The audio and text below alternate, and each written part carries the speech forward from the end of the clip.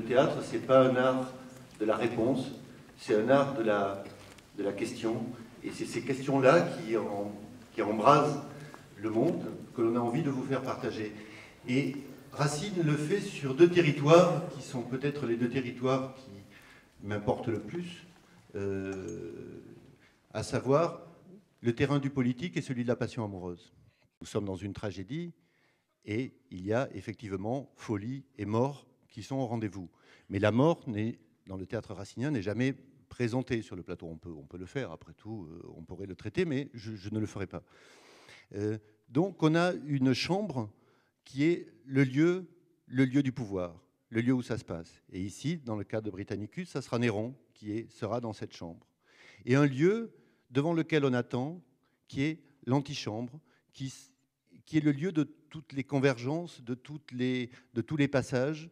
Et c'est le lieu devant lequel on va retrouver, au début de la pièce, Agrippine, qui attend Néron devant la porte. On a une femme à qui le pouvoir échappe peu à peu. Et c'est ça le drame de Britannicus. Donc on pourrait dire que cette pièce, c'est la relation entre une mère et son fils. Et pour Néron, c'est la nécessité d'autonomie qui s'impose. Donc ça, c'est le premier couple. On a notre couple, Néron-Britannicus. Britannicus, qui est le fils légitime, celui qui aurait dû avoir normalement le pouvoir, et qui en fait en est dessaisi au profit du fils adoptif, qui est Néron. Et on voit bien qu'il y a une rivalité entre les deux, sachant que le but de la tragédie racinienne et de toutes les pièces de Racine, c'est de créer passion et compassion de la part des spectateurs. C'est ce que cherche Racine quand il écrit.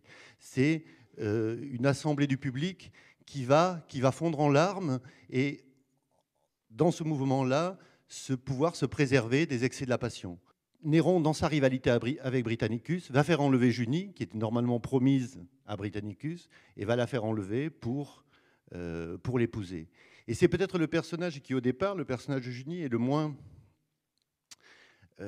pris par l'histoire, mais qui va comprendre très vite comment se comporter dans cet endroit-là, dans cet endroit où la prudence est nécessaire. Pour ceux qui auraient des appréhensions sur le répertoire classique, ou dire Racine c'est chiant, non, c'est pas chiant, c'est magnifique. Voilà, merci.